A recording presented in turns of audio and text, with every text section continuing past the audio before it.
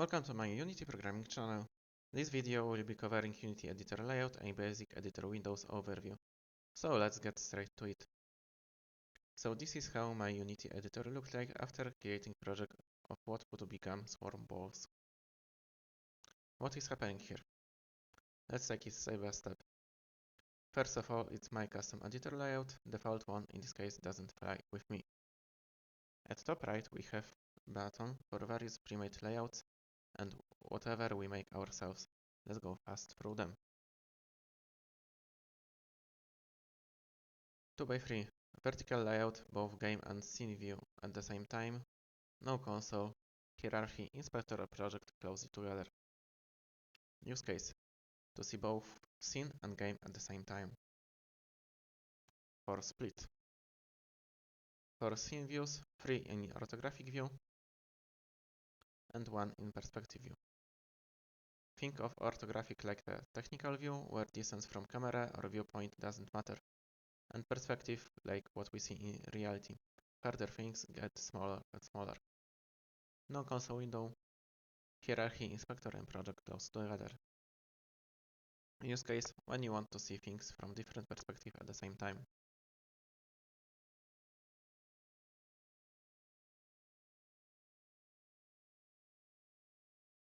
Tall.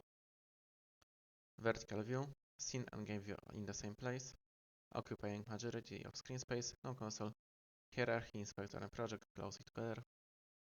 Use case when you want to see scene and game in better detail in vertical window. Wide.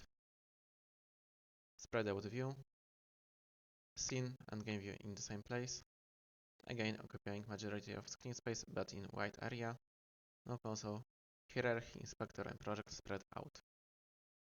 Use case, again, if you want to see scene and game in better detail, but in wide window. Default. Now we have console shared with project. Scene and game view are shared at the middle in not so big screen space. Hierarchy, inspector and project are spread out through entire screen. I don't like this window spreading. So, what do various basic editor windows do? Scene view. Think of it like a window with your entire world. You can place, move and view things here. Its main planes you will modify things visually. A scene is simply just a big group of objects. In one scene, we view at least one scene file, but also can view multiple scene files. I will add quickly random scene to demonstrate.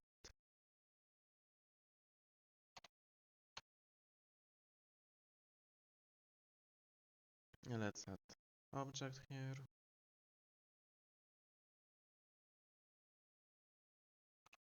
Save scene, load previous one. And we can load scene additive. Oh, we can just drag and drop it. So we see both things at the same time, and we can remove the scene. And there is no more cube here.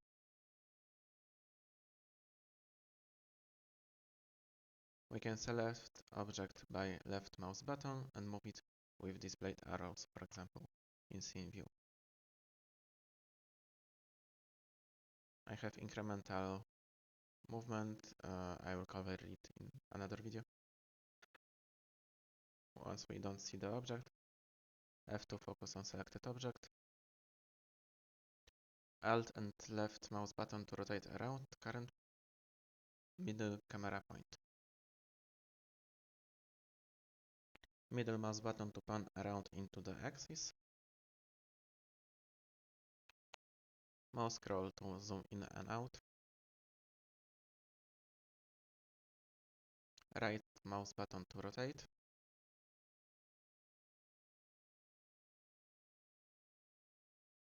And now most interesting part, while holding right mouse button, you can press WASD, Q and E. W, S, A, D, Q, E. WASD to move forward, left, backward, right, Q and E to move down and up. And while moving, you can use scroll wheel to go faster or slower.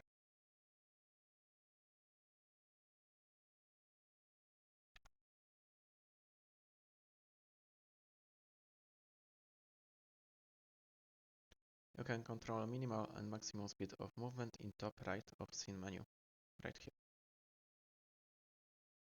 My preference is minimum of half and maximum of 50.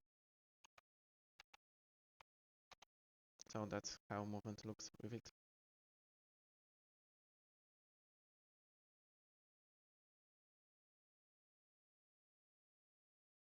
So that's about it for scene view for now. Let's get to another editor window. Game view. It displays view of current active camera and game is launched here in editor. So if you move a camera, it will be reflected here. On left, we have option to preview game or simulate mobile device.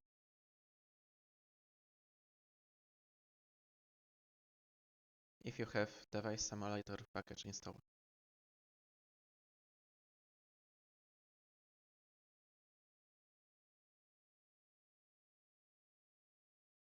In this list, you can select from many available devices.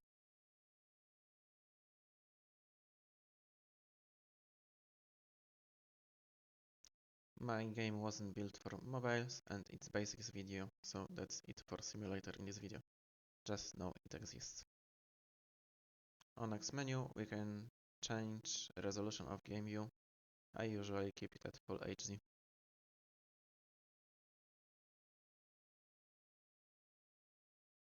You can create any resolution or aspect ratio by plus button and name it as you like.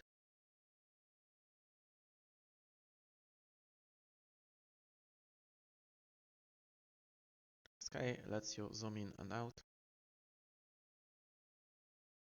Middle mouse button allows you to pan around if game view exceeds the space.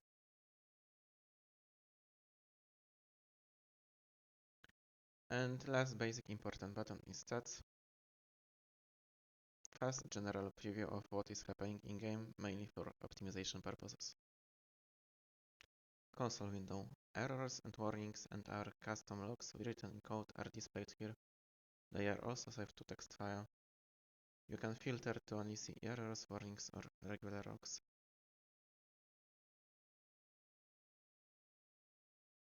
Hierarchy window. Every object listed in non-visual form. It can be called tree structure, theoretically with infinite possibilities of grouping or nesting objects in objects.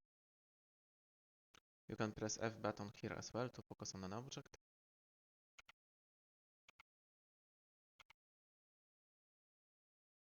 Blue objects are called prefabs. They are objects saved in specific configuration to be reused elsewhere.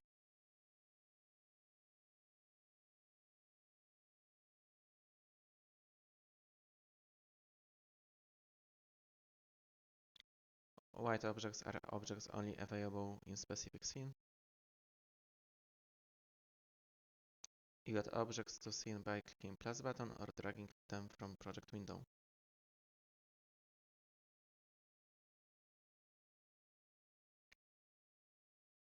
Objects that are nested inside other objects move with parent objects.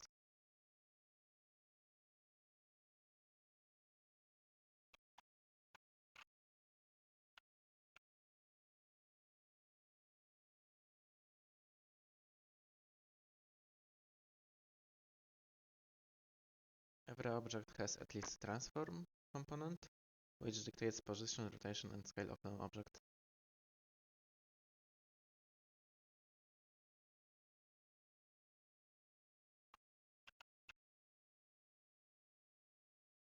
We can navigate hierarchy using keyboard arrows left, right, down, up. We can rename objects by pressing F2 or using right mouse button menu.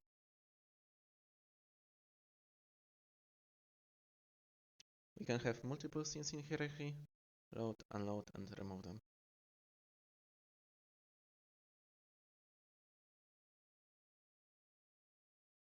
And when we talk about components, we can go to Inspector window on the right. Inspector shows details of selected object either in scene or hierarchy.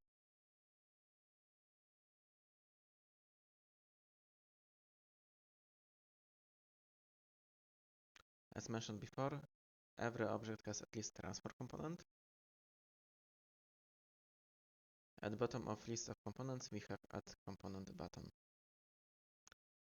Unity engine works with component model in mind. We don't make one big component having every functionality. Instead, we separate different functionalities into small components. Abstract example would be if you want to make a car, we don't add car component, we add wheels, driving wheel, engine, seats, etc. Concrete example would be like this simple wall. Here we have transport component, mesh filter component, which defines mesh we use, mesh renderer, which defines how exactly mesh is displayed, and box collider, which allows to register collisions and physics interactions. If we remove collider component, object is still displayed, but everything will pass through it, for example. If we select an object in project window with model, we can preview and rotate it at the bottom of the inspector.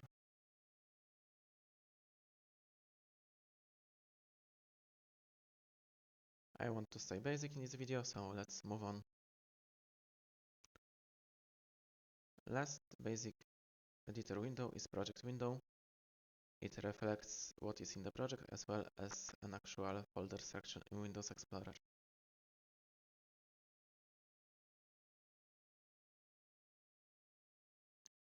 In Windows Explorer, we can see meta files. They save details of specific file for Unity usage. In this editor window, we can search by name or filter by type with these widgets.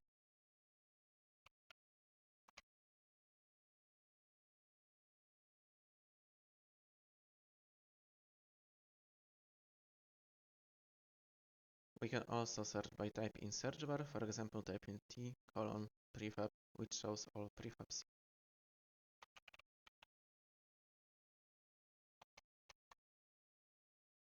Next to search bar, there is button for advanced search window, which is more advanced and more user-friendly.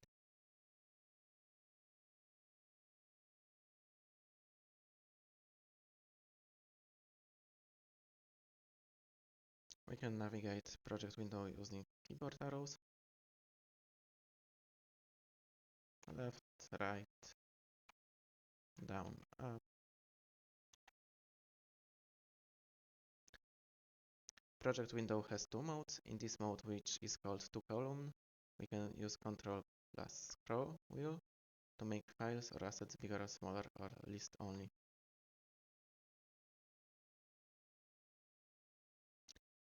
If we click triple dot on top right corner of project window, we can switch to one column mode.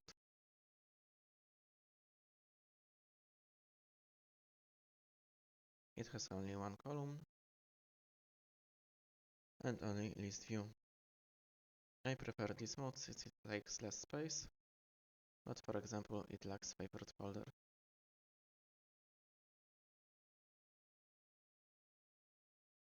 By the way, every editor window has triple dot menu with both generic and specific per Windows options.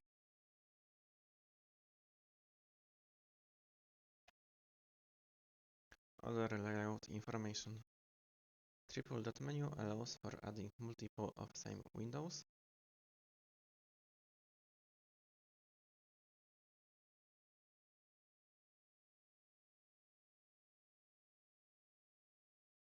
As far as I know, if a window is not listed here, it cannot be added multiple times.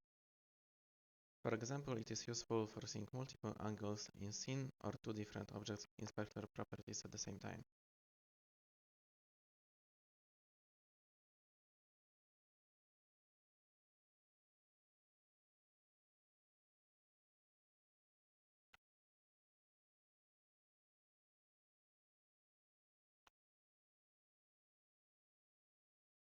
Saved layouts are project independent. To maximize window, we can double click each tab or use Shift plus space combination.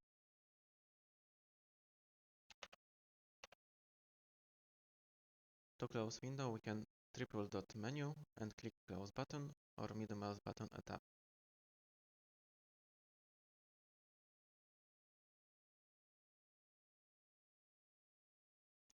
We can re-add basic windows with triple dot menu add.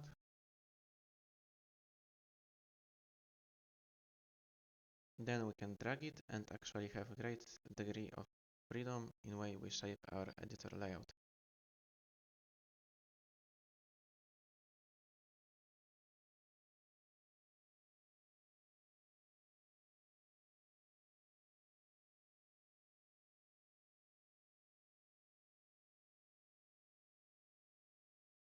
We can resize window with drag on the edge.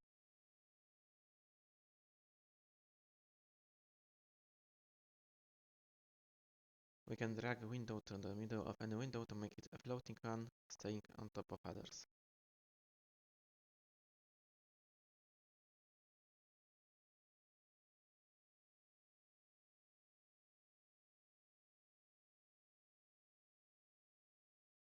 For more advanced windows, there is a window menu. The most interesting windows are Package Manager, extra modules for extra engine functionality, lighting in rendering lighting,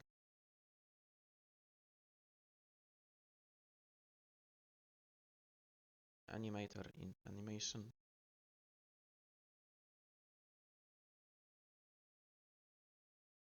profiler in analysis profiler,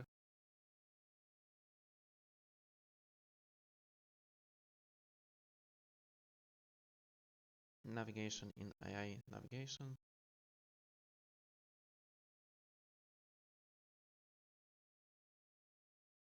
visual scripting graph in visual scripting graph.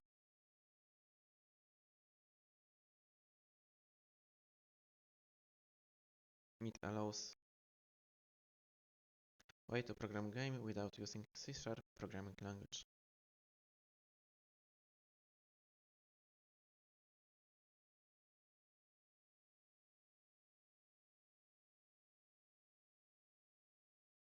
Let's use those extra windows and make some nonsense editor layout.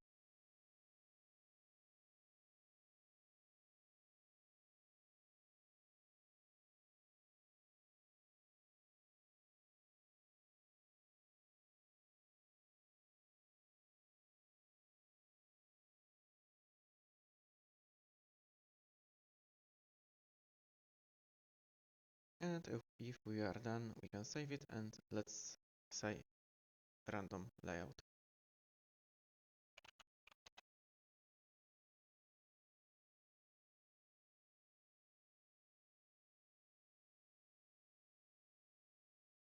And we can switch back and forth.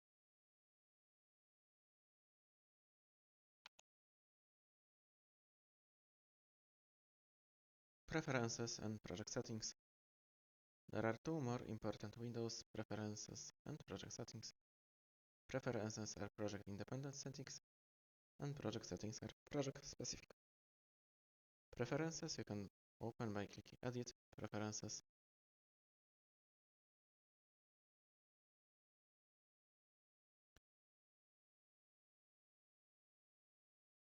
Basic interesting options in preferences are in general, script changes for playing. I have it set to recompile after finish playing and obviously I have dark theme.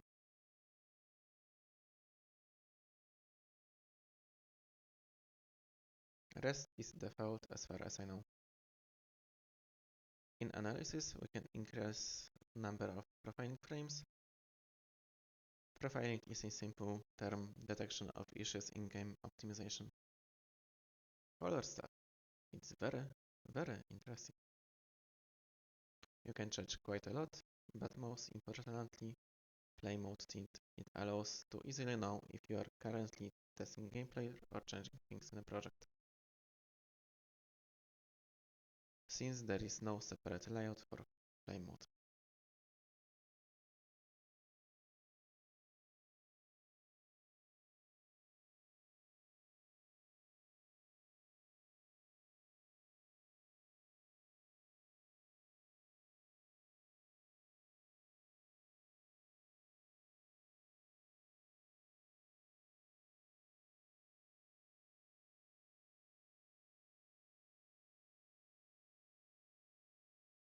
External tools.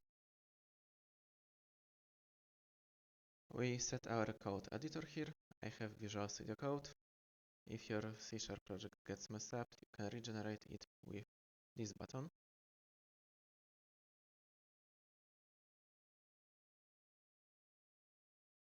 Scene view. We have options to create objects at origin, which makes every new object's position 0, 0, 0 instead of wherever you are looking at. Lastly, UI scaling window. I have UI set at 125% since I have 1440p monitor and it's just too small for me in 100%. Project settings you can also open at Edit, Project Settings. There are many project-specific advanced options like settings for graphics, input, physics, audio, graphic presets in Quality tab, build settings in Player tab, time and physics frames in settings in Time tab, default presets settings in Preset. Honestly, there are quite a lot of options and this tab could easily be a video on itself. I will cover on the go whatever we need. Most of useful settings are in Player's other tab.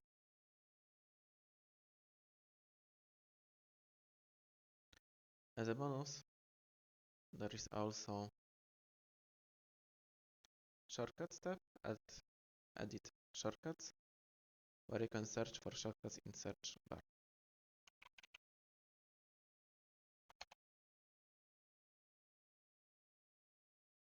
Back to my editor layout. From left I have Inspector, Hierarchy, Project. It is very important for me to have these three windows very close so I can drag and drop conveniently between all of them, which is done quite often. On top right I have Visual Views, Scene and Game window. It's easier to resize them in only two directions.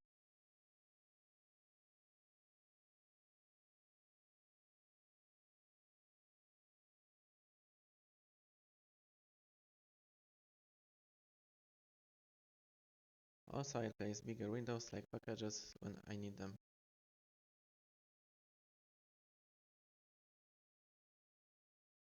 Below them I have separate window for console. I like to see everything logged all the time. Also I guess I have animator window here to manage animation state transition, but this will not be used anytime soon in this series. And at the middle bottom I have extra inspector window. I sometimes use mainly to see two object states at the same time. And search window, which you can open by Ctrl-K shortcut or click icon next to search bars. Ctrl-K. This window is quite nice addition, somewhat recent, and while not 100% necessary, it allows convenient searching for assets or objects. Well, that's it for editor and layout basics. If it helped, you know, YouTube stuff, like, comment, share, subscribe, etc. Peace.